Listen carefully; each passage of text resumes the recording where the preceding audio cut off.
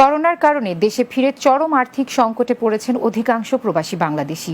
উপার্জনের কোনো উপায় না পেয়ে পরিবার পরিজন নিয়ে রীতিমতো মানবেতর জীবনযাপন করতে হচ্ছে তাদের। এই অবস্থায় টিকে থাকতে সরকারের সংশ্লিষ্ট দপ্তরের সহায়তা চাইলেও কাঙ্ক্ষিত সাড়া মিলছে না বলে জানিয়েছেন তারা। বিদেশ ফেরত প্রবাসীদের সংকট নিয়ে শাহরিয়ার রাজের 2 পর্বের বিশেষ প্রতিবেদনের আজ দেখুন প্রথমটি। ছবি তুলেছেন রাকিব হোসেন। করোনাকালীন কাজ হারিয়ে বাধ্য হয়ে দেশে ফিরতে হয়েছে অসংখ্য প্রবাসী বাংলাদেশিকে। বিদেশে মাথার ঘাম পায়ে ফেলে কষ্টার্জিত অর্থ দেশে পাঠিয়ে যারা রেমিটেন্সের পাল্লা ভারী করতেন, অবদান রেখেছেন জিডিপিতে, ভাগ্য বিড়ম্বনায় তারা এখন পড়েছেন চরম আর্থিক সংকটে।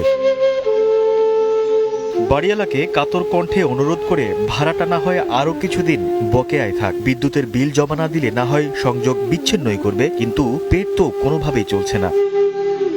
আমার মেয়ের দুধ কিনা টাকা নিয়ে আসছি আমি এখান থেকে যাওয়ার পরে মেয়ের দুধটা যে কিনবো সেই টাকাটা আমার কাছে নেই। আমি কিভাবে যে মেয়ের দুধ কিনবো? একটা হসপিটালে অভিজ্ঞতাতে বলতেছি যে প্রবাসীদের ঢোকা নিষেধ। কেন আমরা এত অবহেলিত কেন?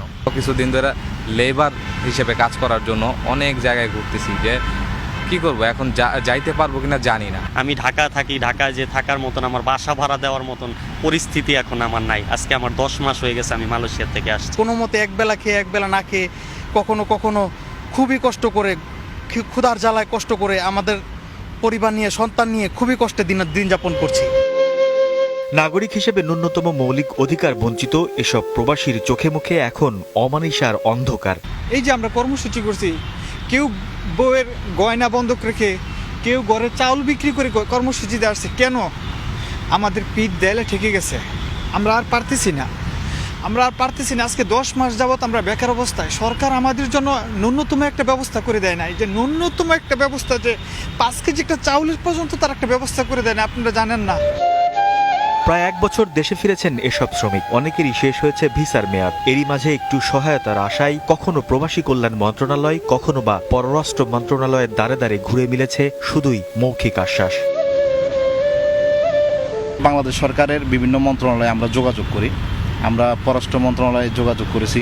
পররাষ্ট্র মন্ত্রণালয়ে আমরা যখনই যাই, আমরা ওই গেটে গেলে গেট থেকে আমাদেরকে ব্যাক করাই দেয়। ওনাদের দরজা আমাদের জন্য সবসময় খোলা, কিন্তু আসলে কতটুকু খোলা আমরা তারপর 2বার ওনার ওই দরজায় যাই, 2বারে কিন্তু আমরা দরজা থেকে আবার ফিরে আসি। 11 লাখ রোহিঙ্গা বাংলাদেশে এসে তারা কত সুযোগ সুবিধা পেয়েছে, কিন্তু আমরা রেমিটেন্স যোদ্ধারা সোনার বাংলা দেশ গড়ার জন্য তারা কোনো সহায়তা পায়নি। স্বার্থপর বাংলাদেশ। সরকারি সহায়তা কিংবা কর্মস্থলে ফেরার নিশ্চয়তা কোনোটাই না পেয়ে চরম অনিশ্চয়তায় দিন কাটছে এসব প্রবাসীদের। রেমিটেন্স যোদ্ধা হিসেবে না হোক, অন্তত নাগরিক হিসেবে বেঁচে থাকার ন্যূনতম সহায়তা চান প্রতিটি প্রবাসী বাংলাদেশি। রেমিটেন্স তো পাঠানি, তাই তো তাদের নাম রেমিটেন্স যোদ্ধা। দেশে ফিরে তারা আবারও সেই একই রকম একটা যুদ্ধে নেমেছেন, তবে এবারের যুদ্ধটা হচ্ছে নিজেদের অস্তিত্ব রক্ষার লড়াই। সম্প্রতি সময়ে করোনার কারণে সবথেকে বেশি ক্ষতিগ্রস্ত হয়েছেন এসব রেমিটেন্স যোদ্ধারা বলে তারা মনে করছেন।